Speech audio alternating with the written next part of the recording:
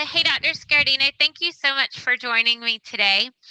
I actually did a little stalking and checked out your bio on your Facebook, on your website to see a little bit about, where you're from, where you got started. So you're from Pennsylvania, but you went to chiropractic college in Georgia. I'm actually from New Jersey. From New I Jersey. practice in Pennsylvania, and I've been in Pennsylvania for 23 years. So what caused you to what made you decide to become a chiropractor? Oh my God. You have time for this story? Absolutely. So this weekend I was a keynote speaker at Life Force at Life University, and I got to jump in a little bit with this story. So it's a good story. Listen to this. You ready? Yeah. My family owns a business, a family business on the Jersey Shore. It was my dream from the day that they bought that when I was 12 years old to work there. That's all I ever wanted was to be with my dad and my mom, wear my suit, take care of my customers. My brothers, I thought my brothers and I would all be there, and it would be this big family thing. And I went to college nearby, about an hour and 10 minutes away. I came home every weekend and worked, and it was my dream job. Forget it, right? That's all I wanted to do my whole life. When I was in my last semester of college, a friend of mine in March went to chiropractic school, and we had a going away dinner party for him. I had no idea what chiropractic was. Back then was when, people were just making hand over fist insurance money. He had nothing. He didn't know anything about chiropractic other than the fact that his dad owned some medical buildings, and chiropractic seemed like a very amazing money-making profession. We wish him farewell. He leaves. I graduate college in May. I'm at work. I'm working my dream job with my family. And he comes back for the first break, and he is on fire. Subluxations interfere with the way the brain and the body communicates. You put your hands on people and their lives change. They get off their medicine, their pain goes away, they start sleeping better. I mean, he's like, you can't believe how excited he is. And I'm in right away. It's crazy. I'm so excited by what he's saying. It sounds amazing to me. Then Time Magazine, front cover, chiropractic, healthcare of the future. A week later, Newsweek, front cover, top 10 companies, top 10 professions to be in the next 20 years. Chiropractic, I think, was number one, or it was way up there. I think it was number one. I went to an Italian festival. My dad, that we'd never been to, my dad says, hey, my friend has a sausage and peppers booth. Let's go and support his business. And when I'm there, I meet a chiropractor standing at a booth with a spine, which I never knew that's what they do, screenings. Yeah. And I'm like, this is crazy. Every time I turn around, it's chiropractic. I'm working in the hotel. I jump in for whatever needs to be done. I'm bellhopping this guy. And I say, what do you do for a living? He goes, oh, I'm a chiropractor. I own 6 clinics in Connecticut. It's 5 or 6 clinics. This is crazy. Every time I turn around, chiropractic. Subluxation, misalignments, you're changing people's lives. So I applied to Life University. I was a communication major in college. I only had one science class in 4 years. You ready, Carrie? Science for non-science majors. And then you went to different chiropractic schools. I applied to chiropractic school in July. I get in August. In September, I got my car loaded to the gills. I'm driving to Atlanta. My last semester at school, I met my wife, the love of my life. I got hit with the thunderbolt. She was on exchange from Puerto Rico.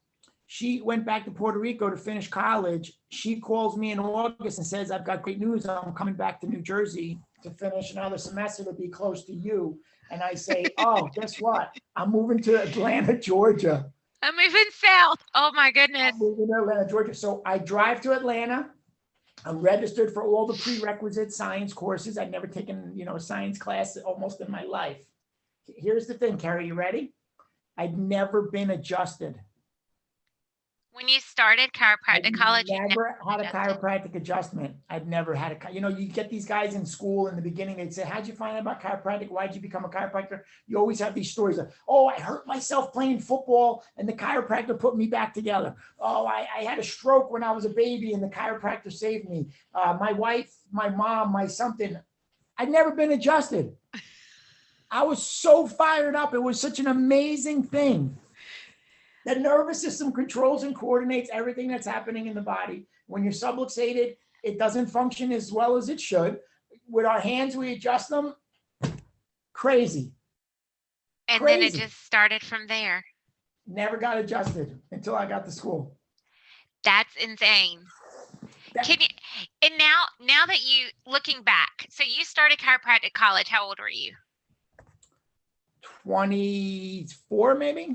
Can you imagine, because you have kids, can you imagine your kids going 24 years without an adjustment? No. And you know what? It's amazing that you say that because when we go to Life Force, right? I just told you I just came back from Life Force. Sometimes they'll let, the docs will get up and say what they love about chiropractic, what their profession was, what they get out of it. And that's the thing for me is I say this every single time. I said it this weekend. The greatest thing about being a chiropractor is we get to adjust our family. Mhm. Like if I decided not to practice tomorrow for whatever reason, right? I would still be adjusting my kids. I would still be adjusting my parents. I would still be adjusting neighbors, friends, people that would be like, who would you like? How can you not? I know for a fact my parents take less medications in the last 20 years because of the care that we've been giving them. I know that my kids haven't been as sick as often as other kids. I know that my kids are more well adapted than other kids. I know that when they do get sick, they respond faster. My mother and father-in-law are from Puerto Rico. I was just because I just came back from Life and then I had this experience. They were in Puerto Rico. We haven't seen them in 21 months, the longest we've ever been away from them. They've been sequestered, a lonely, they're older. They don't take care of themselves as much as they should. So now we have them. We got them. They're in the house. They've been to my office this week, Monday, Tuesday, Wednesday, Thursday. I adjusted them every day. My father-in-law's legs were swollen up for the last 4 or 5 months, swollen up. He's got gout. He's, shaky in his walk. He can't walk very well. The first adjustment on Monday, his legs strained out and he slept. He told me he hasn't slept like that in a year, the way that he slept. When I had both of my children, the first thing when I was going into labor, I called my dad and I was like, you're going to be there as soon as I have the boys, right? Yeah. And I wanted them to be adjusted. And with the first one, the hospital said no, because he wasn't an approved doctor. Right. And so I was like, I need everybody to leave the room for a minute. And they're like, why? And I was like, just leave my room, because I wanted my dad to adjust my child. I mean, that was, and I can't imagine, I meet so many people who haven't known about chiropractic and who, even some employees at Atlas, and they'll say, I've never been adjusted. And I'm thinking, how have you lived?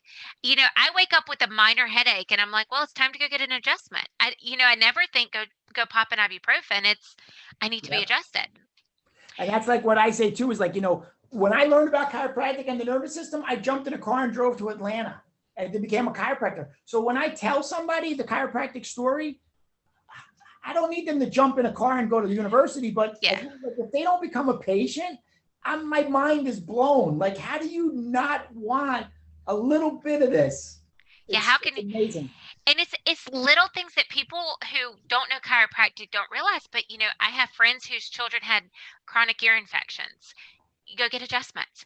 I have friends whose children have had allergies, horrible allergies and asthma, and I tell them, go get them adjusted, and they're just blown away at the changes. And I know it's not simple, I'm not trying to take away from it, but it's so simple. Just, go get aligned, go take care of yourself. Yeah. It's not the most amazing things in the universe are simple. Yeah, it blows my mind. So I can't believe you started chiropractic college having never been adjusted. That's phenomenal. His dad was a chiropractor, so it was in the family. But to never have been adjusted, I would have loved to have seen a video of your first adjustment, because you're so on fire for the profession, and you don't even know yet how it how it feel, Yeah. That's amazing. That is amazing. You don't want to see a video of my first adjustment. My roommate tells me, you got to get adjusted before you start school tomorrow. We're going to go to my friend's house. We go to somebody's apartment. The guy comes out like in a hat and a robe, lots of shorts. He's got laundry all over his portable table, his folding table. He like moves it all off the table, lays me down, does his analysis, figures everything out, and gives me an adjustment in his living room. That was my first adjustment. That's phenomenal. I love it, Dr. Gary. I love it. So now you still practice, but you're also a coach. So Right. can you tell me a little bit about that? Yeah, so here's the story with the coaching. My practice, when I was at school, I was the president of Pediatrics Club. My wife and I got married. I had my first son while we were in school. I think that's how I became president, because I had a baby that I could bring, just so I just got pushed right in there. I graduated. I opened up a practice, family practice, pregnancy, children, pediatrics. I had the distinct, wonderful pleasure to actually learn from Dr. Webster, who created the Webster breech turning technique. He was the grandfather of pediatric chiropractic. He was my wife's chiropractor through her pregnancy, my son's chiropractor. And that was my dream. Again, we make these plans and the universe gives us a little bit of a wiggle, right? Yeah. So that was my practice. At one point, I started doing torque release technique, instrument-based torque release technique, and that blew me away. I went to their seminar not to change my practice, just to learn something new. And I don't know if you know about torque release technique. It came out of a peer-reviewed single-blind study on addiction recovery. Okay. Why addiction? Because chiropractors for 125 years, and rightfully so, have been claiming that we're not about low back pain and headaches. We're about function. We're about wellness. And what's a good demographic to test that on is recovery, because they're not right inside their body systems. The research blows me away. The technique blows me away. I start coming back and doing it in my office, still doing hands-on, but doing instrument for the harder cases. And then after a while, I decided, like, why would I not just start everybody with this, right? So I started attracting a lot of fibromyalgia, a lot of immune deficiency, a lot of POTS syndrome and Lyme disease. And then I went and got my diplomate with the addiction recovery program. So I started doing a holistic addiction recovery program. Like I said, fibromyalgia, a lot of depression, a lot of anger and anxiety. And I was doing adjustments for that. I was doing nutrition. We were doing exercise. And the next step was to start coaching, right? Obviously, you want to give them some success principles. You want to teach them how to be better in their lives. So I started with that, small, coaching my practice, coaching my members. And, I love this constant and never ending improvement mentality. So I started going back to school to get certifications. And, people would say, why are you getting certifications? You're already so good at all of this. But, we could always learn more. There's always a mentor out there that could help us, that could teach us. So I started coaching. I got certified from John Maxwell, who's the #1 leadership guy in the world. Jack Canfield, who wrote the Success Principles, the Chicken Soup for the Soul books. Joe Vitale does a lot of laws of attraction and universal, attraction stuff. Paul Shealy, who's a genius. So my coaching and my mentorship really broke out from me taking care of patients and coaching them. And now I coach patients, the community, other chiropractors, other business people, CEOs, and things like that. So that's how I got into the coaching. How do you balance still being a chiropractor and being a coach? That sounds overwhelming. Yeah. So, it's a lot of work. But the thing is, for me, it's all under one umbrella. So I'm not doing coaching on Tuesdays and chiropractic on Wednesdays. For me, it's all health, wealth, and happiness. Why be healthy if you can't be rich, right? And why be rich if you're not going to be healthy? There's that quote that they interviewed, thousands of millionaires in their 80s. And they said, if you knew you were going to be this rich and live this long, what would you have done better? And I would have taken care of my health. So, if somebody walks into my office with headaches, I don't start selling them my coaching program. But the reality is, a lot of people do show up, weight loss, addiction recovery, anxiety, stress. It's an umbrella. You want to get them healthier. You want to get their nervous system working better. You want to help them remove blockages, start doing success principles, start being better leaders, leaders in their household, leaders to themselves, leaders in their business. You want them making better health choices for themselves, and you want them to make better financial choices. So they could be healthy, they could be wealthy, and they could be rich. So for me, it's really just a day at the office To do to all talk of it. about all of that. And you don't lack enthusiasm. That's the one thing. Every time you get on a call, I love it because you can tell that you love what you do. And I think that Yeah. that's so important. We talk to other chiropractors about, your ability to close a sale and your, closing ratios. And we'll get doctors on calls a lot, and they're like, I don't understand why this patient, didn't commit to a care plan, and they'll explain how they presented it. And I want to fall asleep during their explanation. And I'm thinking, well, no wonder, and not to be ugly, but you have to be excited and you have to believe and you have to have that confidence Right. behind what you're saying. And I'm sitting here listening to you, and I'm trying not to do this number because I love what you're saying. And, you know, coming from a chiropractic background, I've heard so many different things that can help with chiropractic, and that chiropractic has solved so many health conditions for people, and their lives are vastly improved. And this is the first time I've ever heard anybody talk about addiction. And what you said, it makes perfect sense. Yeah. Their bodies aren't right inside. And so, you get everything properly aligned, and then it all starts to work the way it's Brain supposed to. chemistry, organ systems. I mean, BJ talked about emptying the insane asylums and the hospitals and the addiction centers. I mean, that's all there. It's What we were saying too about when they present and they're trying to do their sales and they're trying to do their closing. A lot of times it's not about procedures. There's a lot of people out there that could teach you what to say to the patient, what your script should be. We could certainly do that for those people, but I'm helping realtors, I'm helping chiropractors, I'm helping, mortgage people, CEOs. Why? Because for a lot of us, we've got to improve ourselves first. If you don't believe in what you're saying, if you don't believe that you deserve it, that's such a huge problem right there. Is some people will get to a certain amount of visits a week and never break through that because subconsciously they don't believe that they deserve to have a better practice, a more successful life. And they'll sabotage themselves. They'll clutter themselves up. So you've got to fix that. That's really what my coaching is dealing with, is helping them be better them. I love it. I don't know if you can't see, but I'm like on the inside, I'm just like bubbling. I just love to hear it, and I love to know that's how your thinking is, and how forward thinking it is, and how excited you are. Well, so let me ask you about, how did you find Atlas? So how did you come across Atlas? Haha. How did I find Atlas? I want to say either you're gonna laugh or cry. I don't know. So I think Instagram probably. Either Instagram or Facebook or something like that. And you guys were having that offer that you were running, and I reached out and I spoke to somebody. I don't remember his name, and he answered all my questions.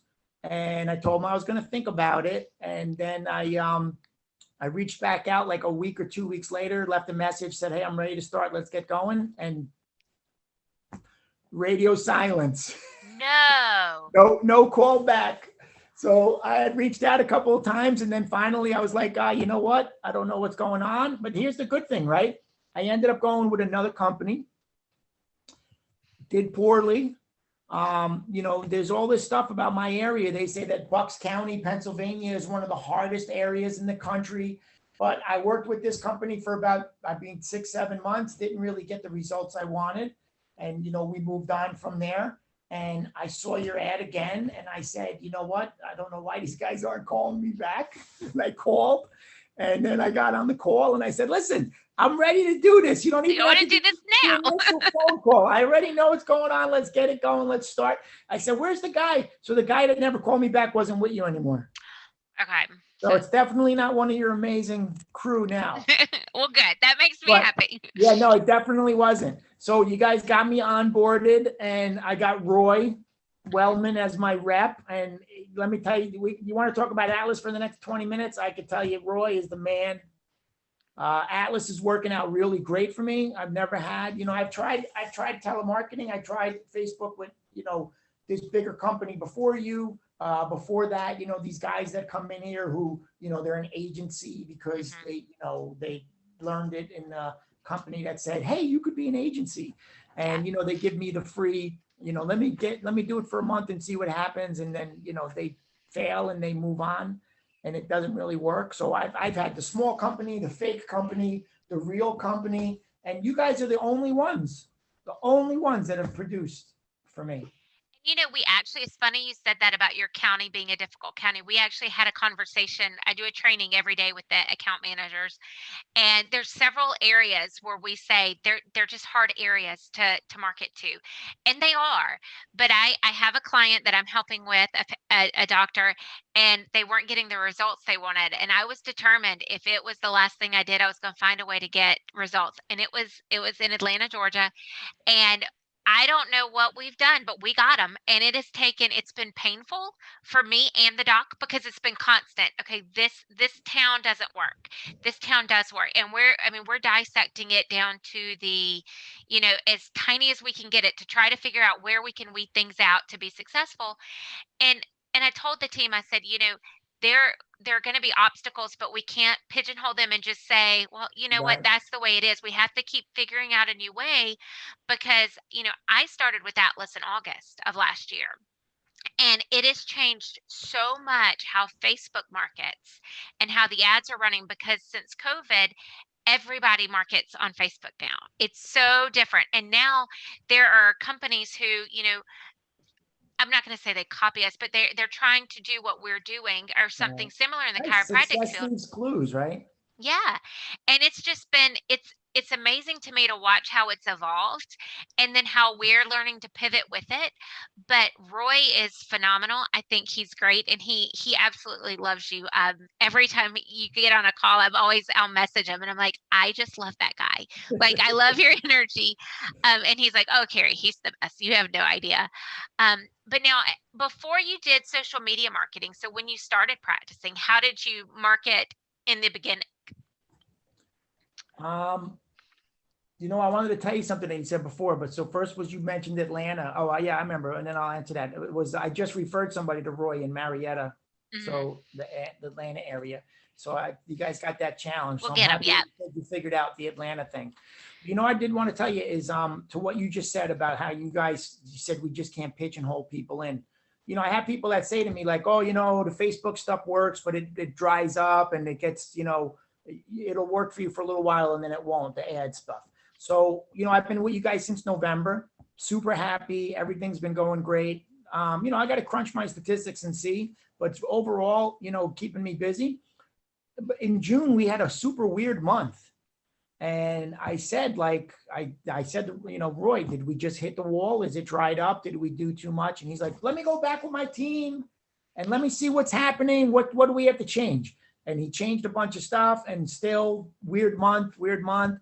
And then I said, yeah, this is super weird. Like I'm getting these people, they were showing up, but then they weren't coming back for the report of findings, what was happening, everything else. And then he just kept tweaking it. He said, let me fix something here. Let me look at something here. Let me see what's changed here. And then the last week of June, I think I had 4 or 5 new patients. I closed every single one of them. What was June like? I think it was like Monday, Tuesday, Wednesday were the last 3 days in June. Mhm. And I had all the new patients on Monday. I closed them on Tuesday and Wednesday. And I had as many in that week that I had in In all weeks the prior. all the months before. So you guys do that. You don't give up. Roy's like a dog with a bone. You know what I mean? He's gonna figure it out. He doesn't want to say like, yeah, I guess we just hit a wall and we Yeah. saturated it. No, it's amazing the way you guys do that.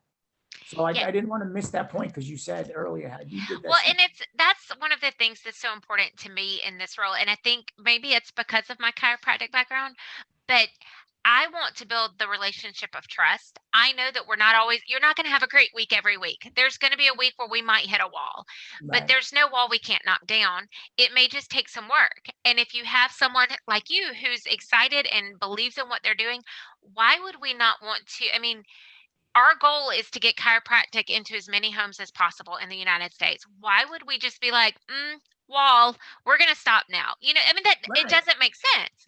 And so, we're constantly trying to get better at that. And, it's, I was asking about how did you market before because prior to, the internet, people did like yellow page ads and newspaper Yeah. advertisements. And, I always wondered how could you really know your return on investment with a yellow page ad or a Right. newspaper article? And so did you do Expensive yellow those? pages. Yeah. So, the one thing about a newspaper article is to answer that question and to give your docs tips if they're still using newspaper articles. Hmm. But there's got to be a call to action, and usually you put a number at the bottom of the ad, and then you could say which ad did you see and stuff like that. But newspaper ads never really worked for me. A lot of people use them improperly. They don't have a call to action. They don't have a deadline. They don't have a way of tracking it. And I fell into that trap in the first 15 years of my practice too, where it was a picture of me and my wife and my child, and it was like, Hmm. "Hey, we're here. Please come to my office."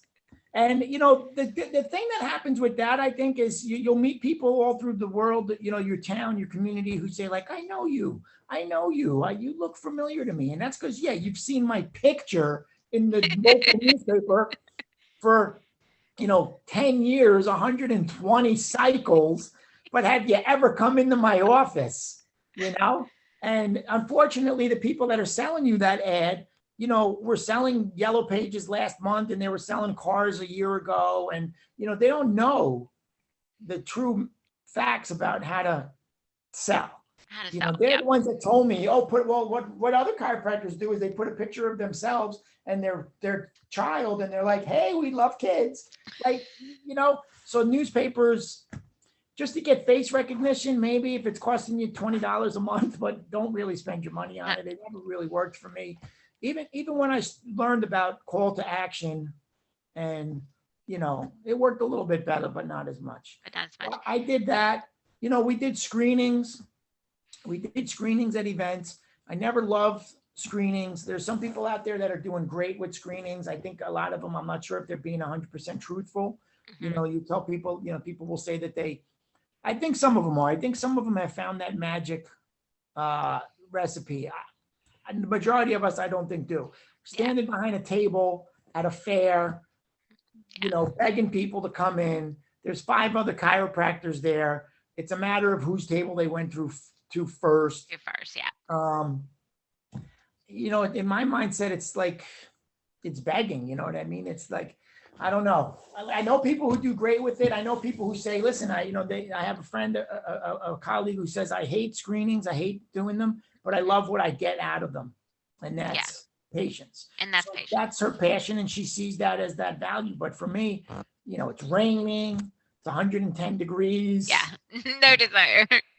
I did that. I did telemarketing once or twice, but I ran into that problem where I told you that telemarketers, they marketed to me hard, wanted me to sign up, prepay 4 months, guarantee me a certain amount of people through the door, and then after they get me started, I'm calling like a month later, like, hey, I haven't gotten one patient. They're like, who is this? And I'm like, what do you mean, who is this? And they're like, oh, we don't do Bucks County. Bucks County is a difficult county. And I'm like, well, you You marketed me. signed me up. You signed me up. You swiped my credit card. Uh, So, the other thing is, for me, I guess I got lucky. I never really got a lot of new patients, which is something I'm getting used to now with Atlas, because I had to add hours onto my schedule so I could do more exams and all that other stuff. But with the addiction recovery, with the fibromyalgia, I was really getting a good amount of referrals, not a lot, but I had patients that came with me. I spent a lot of time with them in the exam, which I've had to fix that now, mhm. but too much time probably. And then they stayed with me forever. So I never really had a lot of new patients, but when I did get them, they would stay. Um, When you just said something really interesting, so I want to get your feedback on this. Did you notice a difference in how you approached a referral patient and an Atlas patient? Because I try to tell doctors all the time, they hear, they're used to the referral patients. And I tell them Atlas patients aren't the same because they've only seen your Facebook ad. You almost have to treat them different because they may not know chiropractic. They don't know how you've changed their best friend neighbor's life. Have you noticed that you pivot a little on how you approach an Atlas lead than you would a yeah. referral? Yeah, definitely. And not only that, but the program that I put them on, it depends on how they come in. But I actually say that to them during my report of findings. I say, listen, this is what's happening. We've already gone over their scans and what we found and what we're going to do. And I say to them, listen, I'm going to make my best recommendation here to you, but I want to let you know that this is not a great scan. You could see that, right? Yeah. And I say, I need to prove to you that I can help you. I need to show, first of all, I need to show that you can even show up, because if you don't show up, I can't help you. And I say, you don't know me from Adam. If you were one of my patients that was referred to me from a neurologist or referred to me from another chiropractor who, realized that you were a different kind of case than what they usually take, those people are praying that I take their case. And if I sign you up for a year program right now, you're praying, you're hoping that I do it. I say, but you were looking at cats playing the piano on Facebook 3 days ago. And then you saw me and you said, this looks interesting. And yes, I do have some back pain and it has been there a long time. And that looks like a great price. Let me go see this guy. It's only during our exam that you explained to me that you have high blood pressure, you can't feel your leg, you haven't pooped in 3 months. I mean, this is much more serious than my shoulder hurts at 2 a.m. while I'm searching Facebook. Would you agree? And they agree. And I say, okay, so we're not going to put you on a lifetime care plan right now, but we have to get you through at least phase 1, phase 2. And then so I do that differently. If somebody comes into me with fibromyalgia or food addiction or drug addiction, well, my drug addiction program is 3 months to start off. It's an intensive program, but like weight loss or fibromyalgia might be 12 months. Yeah. And if you came to me from Facebook and it turns out you have fibromyalgia, it's a little bit of a deeper, listen, God sent you here for a reason, right? You've got fibromyalgia, you've been suffering for 15 years. You just happen to be on Facebook. And out of all the people you could have found, you found me. And now let's have that deeper conversation. But for the majority of them that come in, low back pain, headaches, shoulder pain, elbow pain, knee pain, I say, you were looking at cats playing the piano and now you're here. So let's see where we could get you started and see what happens. See what happens. That's phenomenal. And it's been working for me. And I had November, December, I kind of had to figure that out. Yeah. And I think that's the hardest adjustment for people, but for people, because they're so used to the referrals, and Facebook leads are so different because they don't know. And they're not a bad lead, but they're not as, a referral's hot. I mean, it's a hot lead. Facebook leads are almost lukewarm. Like they just need to be warmed up a little, and seen the light, given, the opportunity to see what can happen. You know what? I'll tell you something weird. You guys have kept me so busy with new patients that now when somebody just calls me and say that they passed my office and saw my sign, or they Googled me, local chiropractor, and I almost don't know how to talk to those people because I'm so used to the Atlas people coming in and understanding that they need to be taken on the journey a little bit. And it's a different thing. But that's so funny. So when they just randomly call you, it's like, oh, hold on. I almost don't know what it's like a weird thing, But it's a good thing. That makes me happy that we're keeping you that busy. Yeah. A question I always like to ask chiropractors, because part of it's just I'm nosy. Do you have a favorite chiropractic story of a patient you had who was just, you don't have to tell me their name, of course, but like was a phenomenal patient that something amazing happened with, or something funny happened with, or just like that most memorable patient that you can think of? Do you have like a favorite story? I don't know. I've got a few, you know what I mean? I mean, I've got people that have been with me for 22 years. So obviously they get it and they enjoy getting adjusted, and they were very sick when they first came in. Some of my fibromyalgia people are still with me, and you wouldn't even know they ever had fibromyalgia. And do you have some that you're treating second and third generations of the family? You definitely have that. Yeah. I've had 3 people get their hearing back in my office. That's amazing. Those are always amazing. So the first one had surgery and they cut a nerve or something and told her that, oops, that's never going to come back. And she was getting adjusted for like 3 years. Obviously, that's not what we were treating her for. Yeah. And her hearing came back. The second one was a woman who had tubes put in her ear as an adult, like 3 or 4 times, had so much scar tissue built up that she had diminished hearing and no sense of smell. And she was here for another reason. Her husband actually started with me with fibromyalgia, and then she started coming to me for something else. She was with me for a year or so, and she called me one day from the car and said, "You're not going to believe what's happening right now." I said, "What's going on?" She said, "I'm breathing out of my nose. I felt air. I thought it was my air conditioner blowing on me. It's my nostril. I'm breathing out of my nose." And I could hear the music all of a sudden got really loud. And I didn't realize it's because it wasn't muffled anymore. Oh And my then gosh. the third guy is my favorite story because we got his hearing to come back and he did not care at all. He was like, I don't even know, 70 years old. He had worked construction on like high-rise girders his whole life. His hip was eaten away and deteriorated. And that's the reason why he came to me.